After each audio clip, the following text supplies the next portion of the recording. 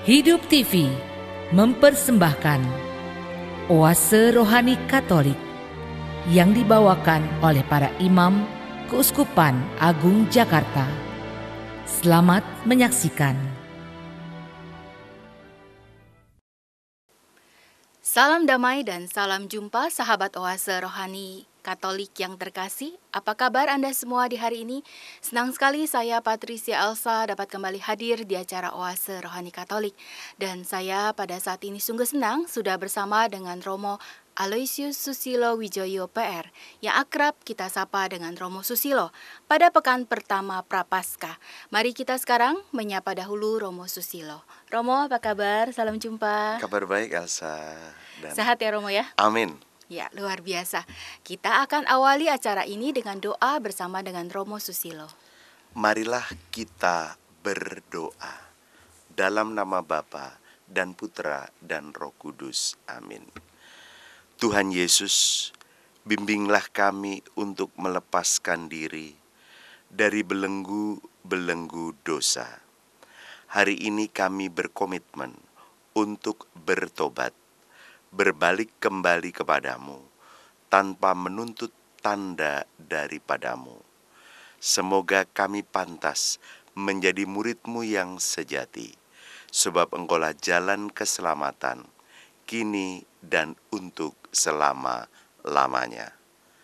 Doa ini kami panjatkan dengan pengantaraan Kristus, Tuhan kami. Amin. Amin. Dalam nama Bapa dan Putra dan Roh Kudus. Amin. Amin. Ya Tuhan, ingatlah akan kerahiman dan kerelaanmu yang abadi. Janganlah musuh bergembira atas kami. Ya Allah, bebaskanlah kami dari segala penindasan.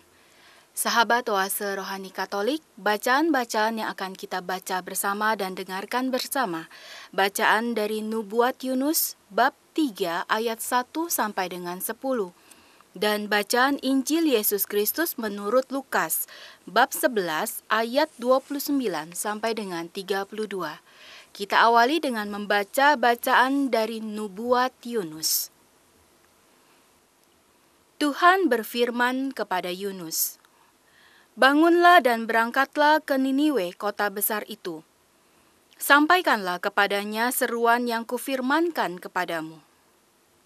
Maka bersiaplah Yunus, lalu pergi ke Niniwe sesuai dengan firman Allah. Niniwe adalah sebuah kota yang mengagumkan besarnya, 3 hari perjalanan luasnya. Mulailah Yunus masuk ke dalam kota sehari perjalanan jauhnya, lalu berseru, 40 hari lagi, maka Niniwe akan ditunggang balikan. Orang Niniwe percaya kepada Allah, lalu mereka mengumumkan puasa. Baik orang dewasa maupun anak-anak mengenakan kain kabung. Setelah kabar sampai pada raja kota Niniwe, turunlah raja dari singgasananya. Ditanggalkannya jubahnya, diselubungkannya kain kabung, lalu duduklah ia di atas abu. Lalu atas perintah raja dan para pembesarnya, orang memaklumkan dan mengatakan di Niniwe demikian, manusia dan ternak, lembu sapi dan kambing domba tidak boleh makan apa-apa, tidak boleh makan rumput dan tidak boleh minum air. Haruslah semuanya, manusia dan ternak, berselubung kain kabung dan berseru dengan keras kepada Allah. Dan haruslah masing-masing berbalik dari tingkah lakunya yang jahat dan dari kekerasan yang dilakukannya. Siapa tahu, mungkin Allah akan berbalik dan menyesal, serta berpaling dari mukanya yang bernyala-nyala itu, sehingga kita tidak binasa. Ketika Allah melihat perbuatan mereka itu, yakni bagaimana mereka berbalik dari tingkah lakunya yang jahat, maka menyesallah Allah atas malapetaka yang telah dirancangkannya terhadap mereka, dan ia pun tidak jadi melakukannya. Demikianlah sabda Tuhan. Syukur kepada Allah. Sahabat Oase Rohani Katolik, kita tanggapi dengan Mazmur tanggapan. Hati yang remuk redam, tidak akan kau pandang hina, ya Allah. Hati yang remuk redam tidak akan kau pandang hina, ya Allah. Kasihanilah aku, ya Allah, menurut kasih setiamu. Menurut besarnya rahmat-Mu, hapuskanlah pelanggaranku. Bersihkanlah aku seluruhnya dari kesalahanku, dan tahirkanlah aku dari dosaku. Hati yang remuk redam tidak akan kau pandang hina, ya Allah. Ciptakanlah hati yang murni dalam diriku, ya Allah, dan baurilah semangat yang teguh dalam batinku. Janganlah membuang aku dari hadapan-Mu, dan janganlah mengambil roh-Mu yang kudus daripadaku. Hati yang remuk redam tidak akan kau pandang hina, ya Allah. Tuhan, Engkau tidak berkenan akan kurban sembelihan, dan kalaupun ku persembahkan kurban bakaran, Engkau tidak menyukainya. Persembahan kepadamu ialah jiwa yang hancur, hati yang remuk redam, tidak akan kau pandang hina, ya Allah. Hati yang remuk redam tidak akan kau pandang hina, ya Allah. Sahabat Oase Rohani Katolik, sekarang kita siapkan hati kita akan mendengarkan Injil Yesus Kristus menurut Lukas, bab 11 ayat 29 sampai dengan 32. Terpujilah Kristus Tuhan, Raja mulia dan kekal. Terpujilah Kristus Tuhan, Raja mulia dan kekal. Sekarang juga demikian firman Allah, berbaliklah kepadaku dengan segenap hatimu, sebab aku ini pengasih dan penyayang. Terpujilah Kristus Tuhan, Raja mulia dan kekal. Tuhan sertamu. Dan sertamu juga. Inilah Injil Yesus Kristus menurut Lukas. Dimuliakanlah Tuhan. Sekali peristiwa, Yesus berbicara kepada orang banyak yang mengerumuni dia. Angkatan ini adalah angkatan yang jahat. Mereka menuntut suatu tanda, tetapi mereka tidak akan diberi tanda selain tanda Nabi Yunus. Sebab sebagaimana Yunus menjadi tanda bagi orang-orang Niniwe, demikian pula lah Anak Manusia akan menjadi tanda bagi angkatan ini.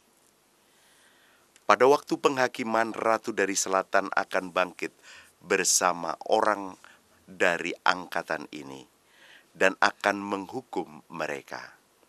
Sebab Ratu ini datang dari ujung bumi untuk mendengarkan hikmat Salomo. Dan sungguh yang ada di sini lebih daripada Salomo. Pada waktu penghakiman, orang-orang Niniwe akan bangkit bersama angkatan ini dan mereka akan menghukumnya. Sebab orang-orang Niniwe itu bertobat waktu mereka mendengarkan pemberitaan Yunus. Dan sungguh yang ada di sini lebih daripada Yunus. Demikianlah Injil Tuhan. Terpujilah Kristus.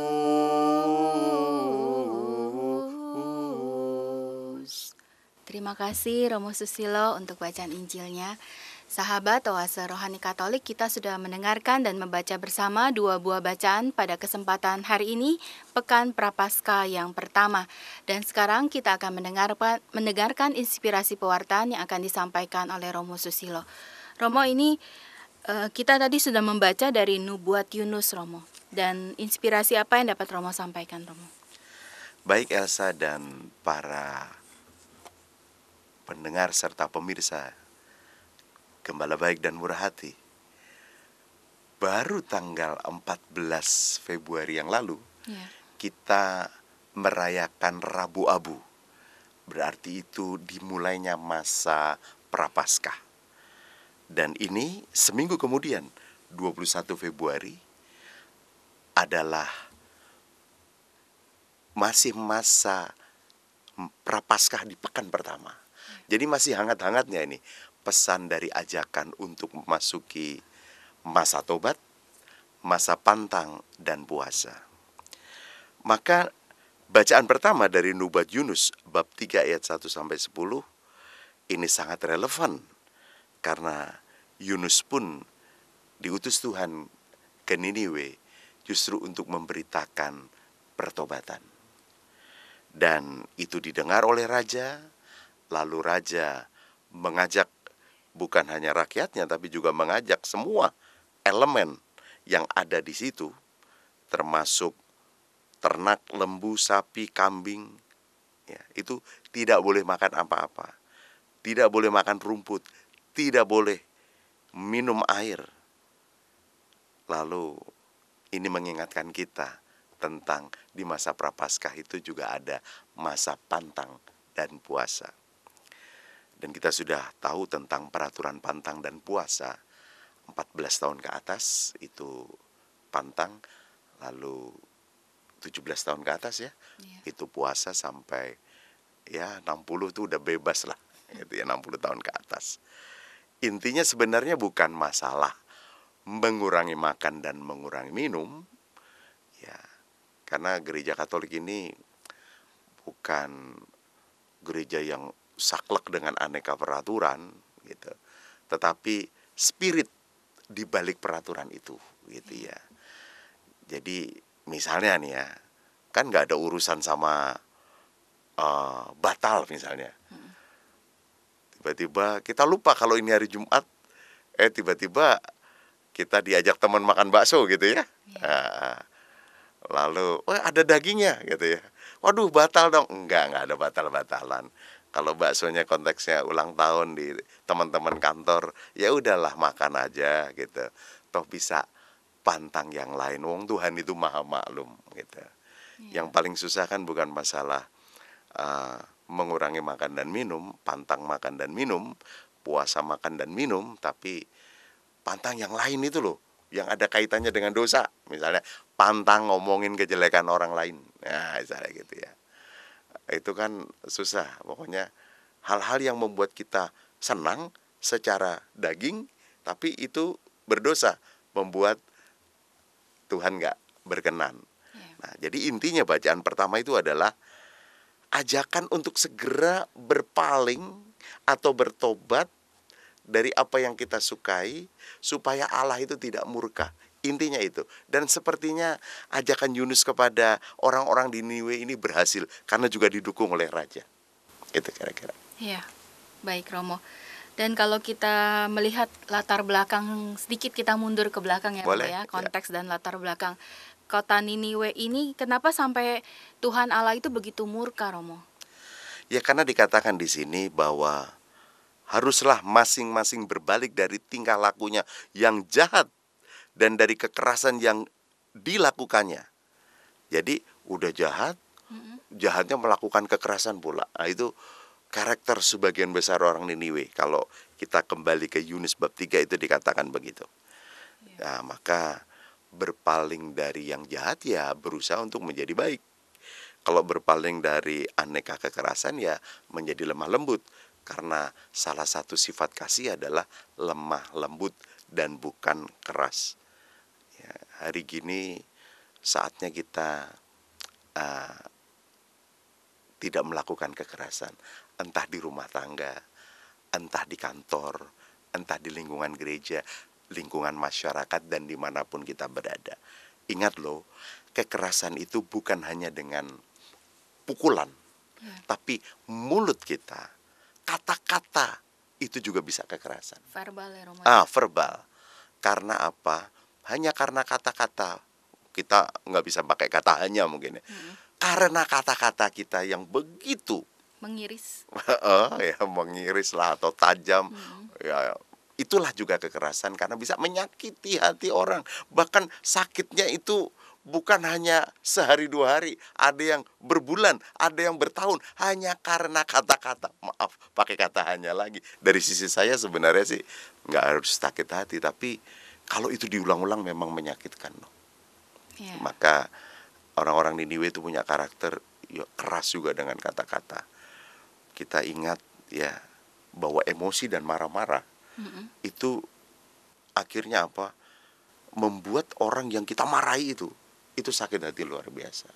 Apalagi kalau marahnya itu bukan pada tempatnya, di tempat umum di mana orang-orang akhirnya melihatnya. Wow, dia tambah sakit hati. Lebih malu lagi. Lebih malu, lebih parah lagi. Udah galakan dia, kerasan dia, kata-kata menyakit. Sebenarnya dia tidak melakukan apa yang dia tuduhkan, misalnya gitu ya. Itu fitnah ya. Nah, itu juga mengerikan. Dan kalau ngomong tentang jahat ya tentu jahat itu juga beraneka ya. Jahat dengan pikirannya, jahat dengan hatinya, dengan perasaannya, jahat dengan tutur katanya, dan jahat dengan tindakannya. Jadi kalau tadi pertanyaan Elsa adalah kenapa diutus Yunus ke kota Niniwe sampai diajak untuk bertobat, ya karena mereka jahat dan keras. Gitu. Ya. Dan kalau kita ngomong tentang pertobatan, Romo, dari seorang manusia itu sendiri, terkadang ada perkataan seperti ini, Romo. Orang kalau baru bisa bertobat kalau sudah kena batunya atau udah nggak ada jalan lagi gitu loh. Udah buntu jalannya gitu. Baru dia benar-benar bisa bertobat. Kalau masih bisa ya kiri kanan masih bisa ini masih terus ya, Romo. Bagaimana menurut Romo? Iya. Ini mengingatkan saya akan beberapa teman nih ya, teman imam lagi nih ya, yang ceritanya kena serangan jantung atau sakit jantung gitu ya. Sebelumnya dia perokok yang luar biasa, lalu akhirnya setelah kena sakit jantung lalu berhenti merokok ya. Ada baiknya, lebih baik belum sampai kena udah berhenti merokok. Nah, itu namanya preventif gitu ya. Nah, ini sebenarnya orang-orang Niniwe gitu ya, itu tuh hampir kena murka Allah yang menyala-nyala. Tapi karena pewartaan ajakan Yunus itu ditanggapi, lalu mereka pantang dan puasa, lalu mereka berseru dengan suara nyaring kepada Tuhan, lalu mereka berbalik dari kejahatan dan kekerasannya, lalu akhirnya Tuhan dikatakan begini bagus ya. Maka menyesalah Allah atas malapetaka yang telah dirancangnya terhadap mereka. Jadi Allah hampir saja merancangkan murka, tapi akhirnya itu tidak jadi. Ya, jadi jangan sampai kita itu juga terkena dalam tanda petik ya murka Allah. Ya, kalau saya sih ya kebanyakan kita itu sakit karena tingkah laku kita sendiri, baik sakit fisik maupun non fisik. Kalau sakit fisik itu misalnya tadi ya, senang makan enak yang banyak mengandung lemak, kolesterol, asam urat ya. Waduh, itu yang namanya ati ampla itu enak loh, luar biasa ya. Apalagi dibacem, apalagi campur soto. Tapi kan asam urat bisa luar biasa. Lalu urutannya nanti dari asam urat bisa ke ginjal. Itu ya samcan itu ya. Wah, kan itu luar biasa ya, enaknya ya. Pokoknya bagian daging B2 itu yang paling enak kan sebenarnya samcana itu. Tapi kalau itu dikonsumsi sering, pada waktu itu kita lupa karena enak, lalu akhirnya kolesterol tinggi itu urutannya nanti bisa stroke gitu dan sebagainya. Maka menurut saya urutan yang lebih panjang itu belum sampai ke yang berat, entah stroke, entah jantung, entah ginjal. Ya udah, kita mulai. You are what you eat. Apa yang kamu makan, itulah kamu. Kurangi. Ya, sekarang tuh ada istilahnya bagus tuh, jamu jarak, jaga mulut, jangan rakus. Ini renungan ini buat saya juga ya, buat kita semua, gitu ya Elsa ya. Itu misalnya tentang bertobat secara fisik, bertobat secara rohani, ya tentu saja karena pikiran kita yang buruk, lalu kita jadi banyak khawatir, lalu banyak takut, lalu akhirnya kita bisa stres, lalu bisa depresi dan sebagainya. Jadi merembet ya, Romo? Iya, merembet. Perasaan yang terus-menerus, misalnya perasaan tidak mau mengampuni, menyimpan sakit hati, lalu akhirnya benci, ya. Tumpukan sakit hati jadi benci, tumpukan benci jadi dendam. Dendam yang kesumat itu mau dikeluarin nggak bisa keluar, masuk lagi ke dalam, bisa jadi penyakit juga. Iya. Jadi intinya, mari kita preventif atau berjaga-jaga dengan mengurangi, jangan takabur, lalu akhirnya kita terkena yang lebih parah. Jadi kita bukan kena murka Allah, tapi kita kena murka dari nafsu kita sendiri, kira-kira kayak gitu. Iya. Dan ini suatu kalau menurut saya juga suatu penghiburan kalau kita membaca ini, Romo. Iya. Jadi dari bangsa Niniwe yang tadi yang begitu kasar, yang juga hidupnya jauh dari Allah, dan mereka berbalik badan, mereka benar-benar bertobat dengan ya berpuasa, dengan berkain selubung, dan Allah yang tadinya murka menjadi tidak murka. Apakah bisa dikatakan seperti ini? Demikian juga Romo, kalau kita pada saat ini dalam masa Prapaskah ini kita melakukan pantang, puasa, dan juga mulai mau mengubah hidup kita ke arah lebih baik, apakah juga mungkin Allah juga yang tadinya mungkin apakah Allah merancang sesuatu yang tidak baik atau murka, Romo? Seperti itu atau gimana, Romo? Iya, sebenarnya ini adalah gambaran di dalam perjanjian lama, gitu ya. Kalau saya sudah memasuki perjanjian baru zaman Yesus, Ya. ya adalah betapa Allah itu memang Allah yang Maha Rahim, Maha Pengampun. Ya, bahasa sederhananya nggak tegaan lah, gitu ya, Ya. gitu ya. Asalkan kita juga mau bertobat, berbalik dari sifat atau sikap kita yang buruk dan jahat itu, gitu ya. Jadi Allah tidak pernah merancang, ini paham saya, Ya. semoga Anda setuju semuanya. Allah tidak pernah membuat rancangan kecelakaan. Allah bukan Allah yang penghukum, ya. Allah selalu punya rancangan keselamatan, dan Allah adalah Allah yang Maha Rahim. Bahkan Paus Benediktus berkata, Deus Caritas Est, Allah adalah kasih. Paus Fransiskus, paus kita yang sekarang, berkata, siapakah nama Allah? Allah punya nama adalah kerahiman. Ya, jadi udah kasih, udah penuh kerahiman. Maka kita jangan menyia-nyiakan kasih dan kerahiman Allah justru dengan menyalahgunakan kebebasan kita untuk hal-hal yang merugikan diri kita sendiri, merugikan sesama, dan tidak berkenan kepada Tuhan. Kalau boleh, ajakan gereja untuk bertobat di masa Prapaskah ini, kita gunakan semaksimal mungkin. Ajakannya kan macam-macam tuh. Ada pantang dan puasa, Ya. ada jalan salib, ada renungan, bisa di keluarga, Lingkungan. bisa di lingkungan, bisa di komunitas tertentu. Bahkan diajak juga untuk aksi puasa pembangunan atau bersedekah, bahasa sederhananya. Dan itu semua adalah sarana yang mendukung untuk hidup yang menjadi lebih baik, yang berkenan kepadanya. Ya. Lalu kalau selama masa pantang dan puasa ini ada yang pertanyaan juga, Romo. Apakah kita harus selama 40 hari ini melakukan pantang dan puasa seperti itu, Romo? Ataukah pas hanya hari Rabu dan Jumat saja? Oke, saya punya gambaran seperti ini. Ajakan pantang dan puasa maupun jalan salib, aneka peribadatan dan renungan maupun beramal kasih melalui mengisi kotak APP dan aneka kegiatan sosial lainnya, itu semua sarana tujuannya bertobat.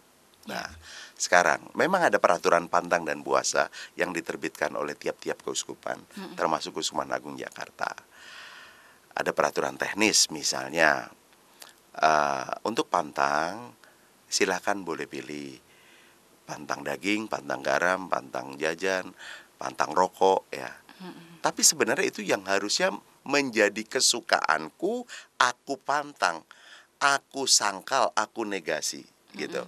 Jadi jangan sampai orang nggak pernah ngerokok dalam hidup harian, dia memilih pantang rokok, ya salah tentu saja gitu ya. Dia tidak pernah makan daging, biasanya tahu tempe, dia memilih pantang daging, ya salah. Dia suka banget merokok, dia pantang rokok. Wah, itu kan pergulatan yang luar biasa sebagai bentuk pertobatan.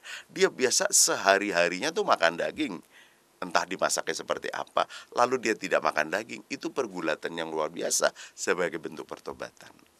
Ini yang dimaksudkan. Pahamnya harus jelas dulu. Iya. Lalu puasa itu sebenarnya dalam satu hari makan satu kali kenyang. Ya, bukan berarti cuman makannya satu kali. Ya. Boleh pagi hari misalnya kita minum teh atau kopi, satu biskuit kecil, kan tidak terlalu kenyang. Atau minum jus, oke lah gitu. Satu buah apel. Lalu siangnya baru kita makan kenyang. Nasi dengan entah gado-gado, entah sayur asem, entah apapun. Nah, malam ya, kalau memang hanya bisa minum. Kalau hanya bisa satu buah. Jadi intinya sebenarnya nggak berat-berat amat syarat dari gereja itu. Nah, bahkan dari sisi waktu pun, kalau tadi ada pertanyaan tentang waktu, ajakan berpuasa itu cuma yang minimal loh ya. Rabu Abu dan Jumat Agung. Coba bayangkan dari 40 hari hanya Rabu Abu dan Jumat Agung. Tapi itu minimal. Untuk pantang juga sama. Pantang setiap hari Jumat ya. Dari 40 hari kan sangat minimal. Nah, sekarang boleh nggak kita ambil yang menengah misalnya.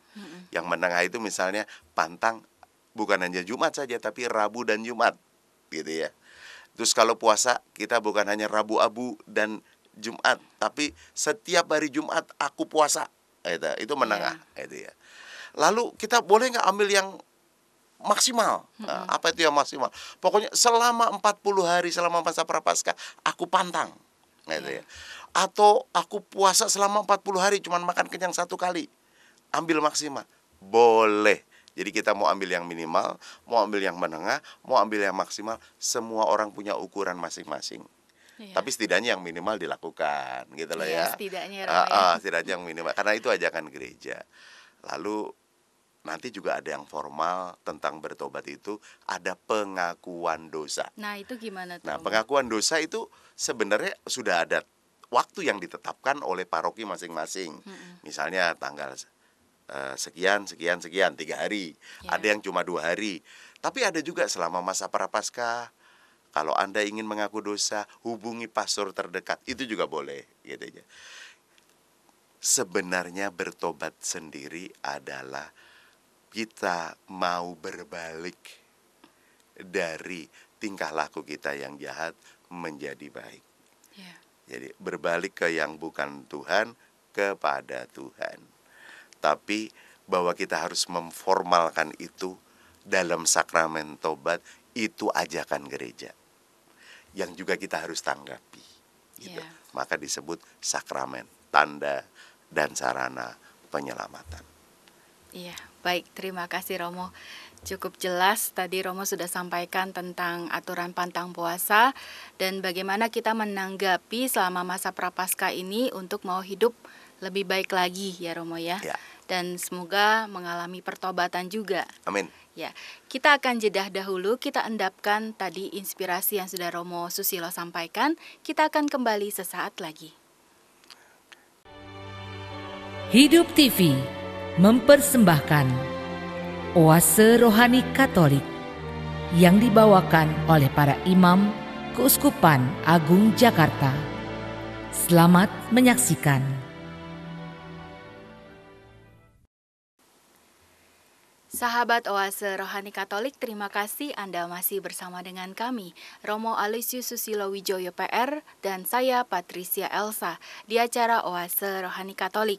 Bagi Anda yang masih ingin bertanya ataupun ingin sharing iman, dapat mengirimkan SMS kepada nomor 082210361555 atau dapat email kepada kami orkkaj@yahoo.com. Romo, kita akan lanjutkan kembali. Hanya sebelumnya, dapatkah Romo mengulang secara singkat yang tadi sudah Romo sampaikan di sesi awal? Baik Elsa dan sahabat Oase Rohani Katolik yang terkasih, hari ini kita mendapatkan 2 bacaan dari Nubuat Nabi Yunus bab 3 ayat 1-10 dan juga Lukas bab 11 ayat 29-32. Bacaan pertama intinya adalah Tuhan mengutus Yunus ke kota Niniwe agar mempertobatkan orang-orang Niniwe, dan itu ditanggapi oleh raja, dan raja mengajak rakyatnya semua untuk bertobat dengan mereka tidak makan dan minum, lalu menggunakan kain kabung, lalu akhirnya berteriak kepada Tuhan, dan mereka berbalik dari kejahatan dan kekerasannya. Tuhan melihat itu semua, akhirnya Tuhan tidak jadi untuk memberikan rancangan murkanya. Maka ajakannya adalah, jika kita menanggapi ajakan untuk bertobat, maka Tuhan akan selalu memberikan kerahimannya, kasihnya yang luar biasa kepada kita. Intinya itu. Iya, baik Romo, terima kasih. Sekarang kita akan melangkah ke bacaan Injil ya Romo ya. Dari Lukas bab 11 ayat 29 sampai dengan 32. Nah, di sini juga sempat disinggung oleh Yesus tentang tanda Nabi Yunus dan juga cerita tentang orang-orang Niniwe. Dalam sekali peristiwa Yesus berbicara kepada orang banyak, Romo.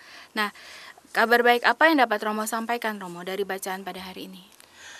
Baik, Elsa dan sahabat Oase Rohani Katolik yang terkasih, Yunus itu menjadi tanda untuk orang-orang Niniwe, dan anak manusia atau Yesus menjadi tanda untuk kita semua, tentu. Dan tentu Yesus juga menjadi tanda pada zamannya untuk orang-orang pada gereja perdana. Ada yang orang menangkap kehadiran Yunus itu adalah kehadiran Allah yang menyapa, yang mengajak untuk bertobat. Dan itu tadi sudah kita dengarkan dalam bacaan pertama. Kalau menanggapi dan bisa melihat tanda itu, akhirnya kerahiman Allah menjadi luar biasa. Maka jika kita juga bisa melihat Yesus sebagai tanda, dan kita juga mau menanggapi ajakan Yesus untuk bertobat, maka kita pun juga akan mendapatkan rahmat, keselamatan yang luar biasa. Pertanyaannya, apakah kita masih membutuhkan tanda? Yesus tidak akan memberikan tanda lagi, kecuali tanda Yunus. Dan selebihnya, Yesus sendiri sudah menjadi tanda dari segala tanda dalam sejarah kehidupan manusia. Allah menjadi manusia dalam diri Yesus itu udah tanda yang paling agung, yang paling luar biasa. Tinggal bagaimana kita mau berelasi, mau mendekatkan diri kepada Yesus, dan akhirnya kita mendapatkan inspirasi yang luar biasa akan hukum cinta kasih yang merupakan hukum yang terutama. Dan akhirnya hidup kita juga hidup yang penuh cinta kepada Tuhan dan kepada sesama. Dan itulah awal dari sebuah perubahan yang lebih baik, yang membuat kita menuju ke keselamatan. Itu menurut saya. Ya, baik Romo, terima kasih. Jadi di sini kalau kita bicara tentang konteks, Yesus ini bicara tentang angkatan ini adalah angkatan yang jahat, ini ditujukan kepada orang-orang Farisi dan ahli Taurat juga ya Romo ya? Iya, karena yang bertanya dalam zaman Yesus adalah memang orang Farisi dan ahli Taurat. Bahkan dikatakan Yesus tuh sampai mengeluh gitu ya. Kamu nih minta tanda lagi ya. Yesus tuh sampai meninggalkan mereka gitu. Karena aduh kamu nih gak ngerti-ngerti gitu loh gitu ya. Karena mereka tuh selalu pengen mencobai Yesus gitu ya. Yeah. Maka semoga kita juga ditobatkan untuk mencobai Allah sampai akhirnya kita minta tanda. Kalau kita dekat sama Tuhan, dalam konteks kita adalah tentu Tuhan Yesus, kita tuh tinggal mohon rahmat kepekaan untuk bisa melihat kehadiran Yesus. Setidaknya melalui dua. Dua itu apa? Satu, melalui orang yang kita jumpai. Dua, melalui peristiwa yang kita alami. Yeah. Karena melalui orang yang kita jumpai, kita juga bisa merasakan, wah di situ Tuhan hadir. Orang itu menjadi tanda untuk kita, yang diutus untuk mempertobatkan aku. Yeah. Seperti Yunus adalah tanda yang diutus untuk mempertobatkan orang Niniwe. Contoh misalnya, ya nggak ada angin, nggak ada hujan, kok saya nggak pernah kepikir ketemu orang itu. Setelah ketemu orang itu, tiba-tiba orang itu menjelaskan pentingnya menjaga kesehatan. Iya. Ya, kerja cukup, istirahat cukup, makan cukup, semuanya nggak boleh berlebihan. Lalu disitulah saya mengalami pertobatan yang saya kadang nggak teratur hidupnya. Misalnya kayak gitu ya. Iya. Atau orang itu tiba-tiba nggak ada angin, nggak ada hujan, mengajak saya untuk yuk ikut kur di wilayah, yuk ikut terlibat di lingkungan. Saya itu yang namanya ke gereja ya hanya Sabtu atau Minggu, Senin sampai Jumat ya udah hilang gitu lah ya. Tapi begitu diajak kur berarti ada hari lain untuk berkumpul. Begitu diajak terlibat di lingkungan ada hari lain untuk berkumpul. Tapi nggak sengaja ketemu orang itu. Orang itulah menjadi tanda yang membuat saya bertobat. Tidak asik dengan diri saya sendiri, tapi mulai ikut terlibat dalam hidup menggereja. Nah kira-kira kayak gitu. Kalau melalui peristiwa misalnya, peristiwa sakit, tetap bisa bersyukur karena melalui sakit aku jadi lebih menjadi pribadi yang banyak menyediakan waktu untuk berdoa. Bahkan mendoakan orang lain. Yang tadinya hanya sibuk, lupa berdoa apalagi mendoakan orang lain. Jadi kalau sehat itu, pala kesana kemari, pala nggak bisa berdoa dan mendoakan. Dengan sakit banyak waktu untuk berdoa dan mendoakan orang lain. Melalui peristiwa aku bisa melihat tanda Allah yang menyapa aku untuk jadi lebih baik. Atau melalui kegagalan misalnya. Gagalnya nggak cuma sekali, ini sampai 3 kali. Ternyata kegagalan itu merupakan tanda yang membuat aku juga bertobat untuk satu, tidak jadi pribadi yang sombong. Lalu tidak menjadi pribadi yang hanya mengandalkan diri sendiri, tapi mengandalkan Allah di atas segalanya. Jadi Tuhan memberi dalam tanda petik blessing in disguise atau rahmat terselubung melalui tanda orang yang diutusnya, melalui tanda peristiwa yang dialaminya untuk membuat aku bertobat, yang artinya berubah menjadi lebih baik. Iya, Gitu. Romo. Dan Romo kan sudah, Romo juga Romo paroki ya Romo ya. Iya. Dan apakah dalam bersama dengan umat, apakah ada umat yang mungkin juga dia datang konseling, ingin bertobat, tapi terus ya kita sudah doakan, sudah kasih nasihat, tapi terus nanti balik lagi seperti itu lagi. Ada gak Romo seperti itu? Ada gitu. Saya pikir nih orang kayaknya belum lama nih ngaku dosa gitu ya. Kayaknya dosanya dosa yang sama gitu ya. Sekarang diakukan lagi dan jatuh lagi gitu. Ya mungkin konkret aja langsung ya. Dia masih muda relatif. Seorang mahasiswa gitu ya. Dia datang untuk mengaku dosa. Dosanya sama, jatuh dalam bidang sering berpikiran kotor, melakukan percabulan, pokoknya dosa sekitar seksual gitu. Walaupun tidak sampai berhubungan intim dengan pacarnya. Dia asik dengan film porno, dengan situs-situs yang berkaitan dengan seks. Ya saya beri nasihat supaya bisa mengalihkan pikiran dan perhatian ke hal-hal yang positif.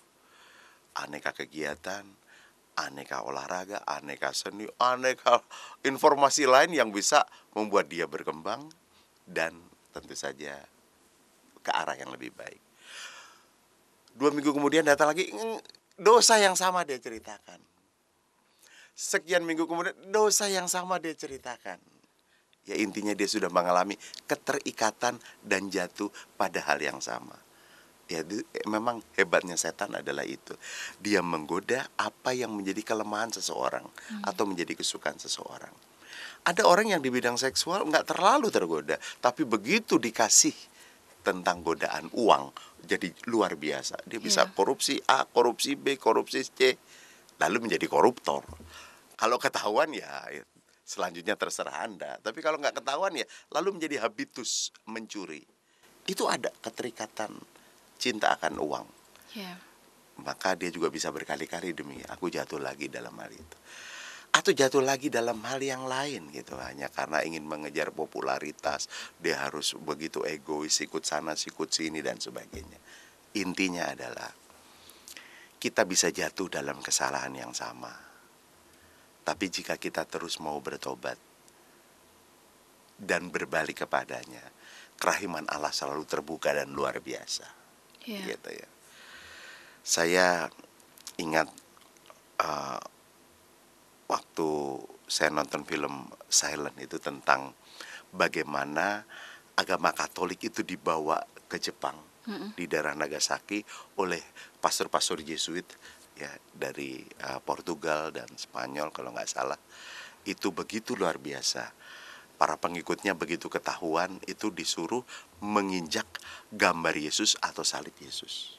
Ya. Kalau menginjak ya bebas, tapi kalau tidak menginjak ya harus disiksa atau akhirnya harus mati. Ada satu yang dia tidak menginjak lalu bebas, tapi dia menyesal, dia mengaku dosa.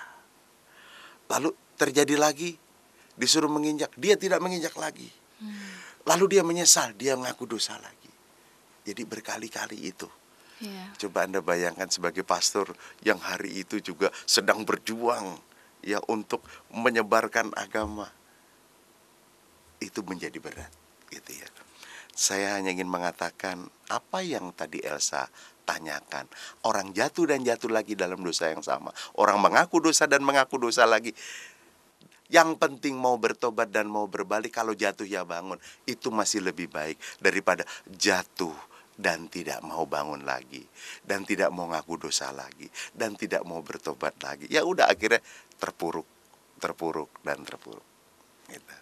Anak yang hilang pun yang penting dia pulang gitu ya. Bagus nih kata-kata Santo Agustinus begini, supaya kita nggak jatuh dalam dosa yang sama, atau kita tidak berpikir habis ngaku dosa lagi aja lah, toh Tuhan Maha Pengampun gitu ya. Agustinus bilang begini, rasanya malu kalau aku jatuh dalam dosa lagi, karena baru saja aku menerima pengampunannya. Jadi harus menumbuhkan rasa malu untuk jatuh dalam dosa yang sama, karena kerahiman Allah itu selalu terbuka. Tapi kita jangan mentang-mentang Allah itu selalu terbuka kerahimannya, lalu kita menjatuhkan diri dalam dosa yang sama. Iya. Itu namanya kita gak tahu malu. Gitu kira-kira. Dan yang menarik Romo, menyambung yang tadi Romo sampaikan, berarti kita juga harus mempunyai hati yang ini ya Romo, seperti kata pemazmur, hati yang remuk redam tidak akan kau pandang hina ya Allah. Jadi yang kita persembahkan itu kepada Tuhan, hati kita, jiwa kita yang hancur, yang remuk redam, dan itu yang Allah akan tanggapi dengan penuh kasih Romo. Betul. Dan hari ini saya ingin meneguhkan siapapun yang hari ini mungkin hatinya hancur dan remuk redam, dan mungkin merasa hina karena jatuh dalam dosa yang sama bahkan berkali-kali. Mau bangun begitu sulitnya tapi akhirnya bisa bangun, setelah bangun akhirnya jatuh lagi. Jangan takut, tetaplah bangun, tetaplah datang kepada Tuhan. Gak apa-apa dengan hati yang remuk redam, dengan kehinaan kita sebagai manusiawi, tapi Tuhan gak akan menolak kita. Dia selalu membuka hatinya yang luas, yang penuh kerahiman itu untuk kita ya. Saya juga ingat, kecuali kata-kata Mazmur, hati yang remuk redam tidak akan kau pandang hina ya Allah, itu juga ada kata-kata Mazmur juga yang kalau nggak salah itu kata-katanya begini, jika engkau mengingat kesalahanku ya Tuhan, siapa dapat tahan. Itu ada kan ya. Itu berarti Tuhan nggak pernah mengingat-ingat kesalahan kita. Sebab kalau Tuhan mengingat-ingat, kita nggak bakal tahan gitu ya. Tapi kalau toh kita memang harus teringat, ya udah datang aja lah. Dengan hati yang remuk redam, pasti nggak akan ditolak, sebagai mana anak yang hilang dengan hati yang remuk redam sampai dia berkata, "Bapa, aku tidak layak lagi disebut anak Bapa. Jadikanlah aku salah seorang upahan Bapa." Ya tetap aja Bapa yang baik itu, yang penuh kerahiman, akhirnya merangkul anak itu dan membawa masuk dan berkata kepada pelayan, "Pakaikan jubah yang terbaik, pakaikan sepatu, pakaikan cincin, potong lembu yang paling tambun. Ayo kita pesta sebab anakku yang hilang telah kembali." Jadi intinya, kalau kita mau bertobat dan berbalik, itu rancangan murka udah gak ada lah. Yang ada hanya kasih kita kerahiman, pengampunan, dan sebagainya. Ya, dan gak usah takut ya Romo ya. Gak usah takut. Ya, tetap percaya bahwa Allah itu Allah yang penuh kasih, dan dengan kita mau melakukan pertobatan, yang pasti tadi yang seperti Romo Susilo sampaikan, rahmat keselamatan dari Tuhan akan datang ke dalam diri dan kehidupan kita. Iya. Ya Romo. Tapi problemnya, semoga ajakan dari gereja atau orang yang Tuhan pertemukan dengan kita, atau peristiwa yang harus terjadi pada kita, jangan sampai nggak membuat kita bertobat, gitu. Jangan sampai. Seperti ada pepatah bahasa Jawa bagus, dijak ra gelem, ditinggal gulung koming. Apa tuh, Romo? Yang artinya diajak nggak mau, tapi kalau ditinggal nangis-nangis, gitu loh. Tadi kan udah diajak, kamu nggak mau. Sekarang saya tinggal, kamu nangis-nangis. Itu sama aja diajak bertobat nggak mau. Nah sekarang begitu kamu dapat peristiwa yang nggak mengenakan untuk hidupmu, kamu nangis-nangis. Ya, saatnya kita, mumpung belum terlambat, ajakan gereja untuk bertobat, ayo kita tanggapi. Ya, baik Romo, terima kasih banyak. Kita sudah mendengarkan inspirasi pewartaan dan kabar baik Injil yang begitu indah yang tadi Romo Susilo sampaikan. Semoga Anda semua yang pada saat ini menonton ataupun mendengarkan acara Oase Rohani Katolik dapat semakin meneguhkan hatinya untuk juga mau kembali kepada Bapa, ya Romo ya, kepada hati yang penuh kasih dari Bapa di surga. Kita akan akhiri acara ini dengan memohon doa dan berkat melalui Romo Susilo. Marilah berdoa. Dalam nama Bapa dan Putra dan Roh Kudus. Amin. Allah Bapa yang penuh kasih, kami mengucap syukur dan terima kasih.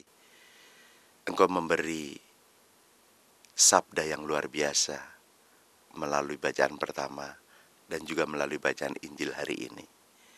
Mampukan kami untuk tidak berlambat mengikuti ajakan pertobatan, dan mampukan kami berbalik dari semua pikiran, perasaan, tutur kata dan tindakan yang jahat, untuk kembali menjadi lebih baik, yang berkenan kepadamu.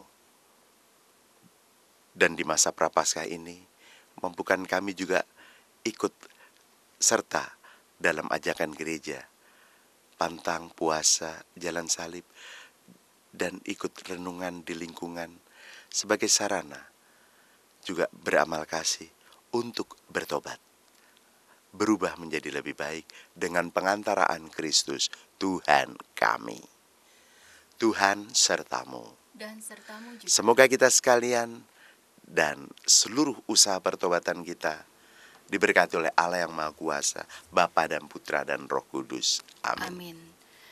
Sahabat Oase Rohani Katolik, saya Patricia Elsa bersama dengan Romo Alusius Susilo Wijoyo pamit undur diri dari acara ini. Tetaplah semangat dalam menjalani hidup ini. Kita amalkan Pancasila. Kita Bhinneka, kita Indonesia. Amin. Demikianlah Oase Rohani Katolik yang dibawakan oleh para imam Keuskupan Agung Jakarta. Tuhan memberkati.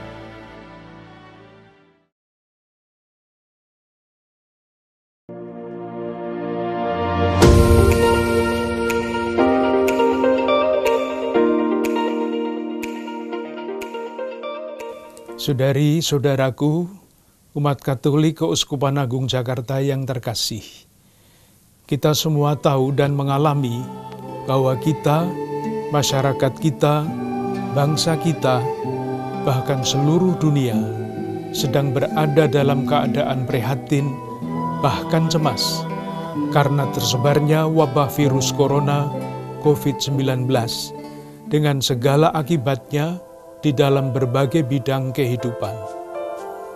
Meskipun demikian, saya mengajak saudari-saudara sekalian untuk tidak panik, untuk tidak cemas berlebihan, seperti anjuran para pemimpin bangsa kita. Kita berharap dan yakin semuanya akan menjadi baik kembali. Kita berterima kasih kepada para pemimpin bangsa kita yang pasti akan terus berusaha sekuat tenaga untuk menghentikan tersebarnya virus corona ini dan mengatasi akibat-akibatnya. Kita berterima kasih kepada para tenaga kesehatan yang dengan tulus mengambil risiko membantu para penderita untuk penyembuhan mereka. Kita berterima kasih kepada para profesional dalam berbagai bidang ilmu yang terus berusaha mengatasi masalah yang ditimbulkan oleh virus corona ini. Bagi kita, ini semua adalah tantangan kemanusiaan dan sekaligus tantangan iman. Kita doakan saudari-saudara kita yang menjadi korban dari virus ini. Semoga yang meninggal diterima dalam kemuliaan abadi, yang sakit disembuhkan.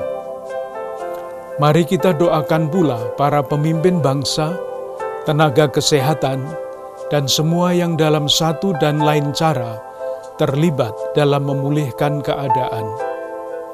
Semoga Tuhan menganugerahkan kepada mereka semua yang perlu untuk menjalankan tanggung jawab mereka. Semoga keadaan ini mendorong kita semua untuk semakin dan terus bertumbuh dalam iman, persaudaraan, dan bela rasa.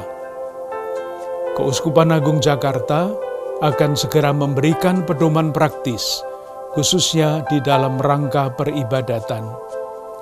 Semoga Allah yang Maha Kasih menjaga dan melindungi kita semua.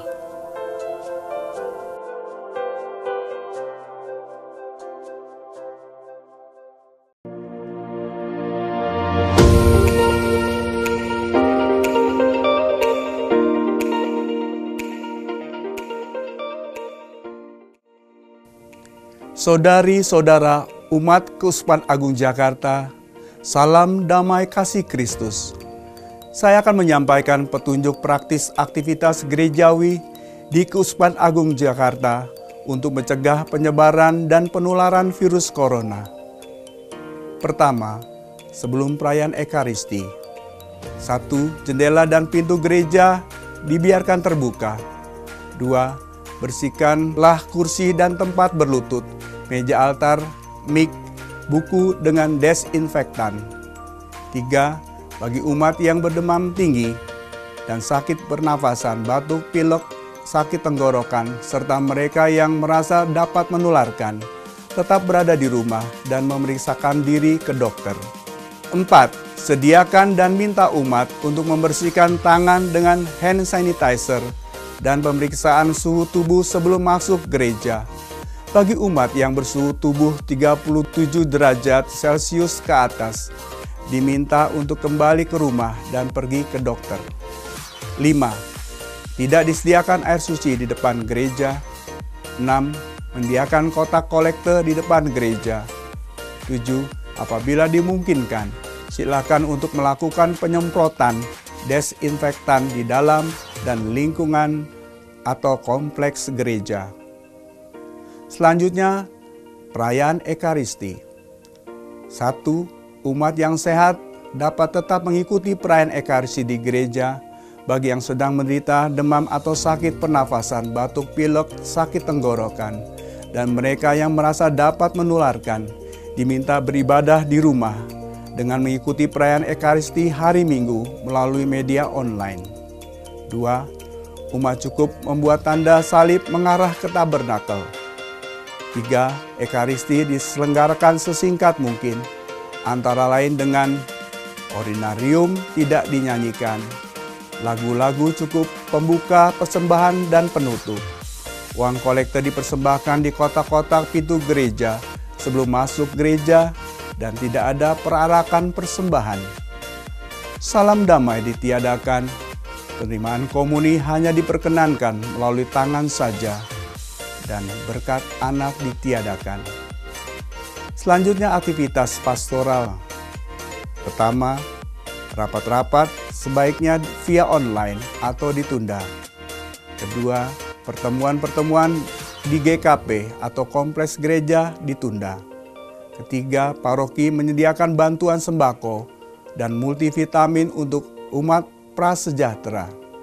Keempat, saat ini juga menjadi kesempatan yang baik bagi umat Keuskupan Agung Jakarta untuk berbela rasa kepada tetangga yang membutuhkan dengan memperhatikan kesehatan diri. Selanjutnya, sakramen pengampunan dosa. Mengacu pada ketentuan Kanon 961 ayat 1.2, Bapak Uskup Ignatius Kardinal Suharyo menilai adanya kebutuhan berat untuk memberikan absolusi umum kepada umat beriman selama masa Prapaskah ini. Namun absolusi umum hanya dapat diberikan sejauh tuntutan Kanon 962 terpenuhi. Ada penyelesaian atas semua dosa, sehingga masing-masing berdisposisi layak dan berniat untuk mengakukan dosa-dosa berat satu persatu pada saatnya yang tepat setelahnya. Karena itu sebelum absolusi umum diberikan, hendaknya para peniten dipersiapkan secara sungguh-sungguh melalui ibadat tobat bersama. Absolusi umum ini hendaknya tetap memberi ruang bagi umat beriman yang ingin mengaku dosa secara pribadi.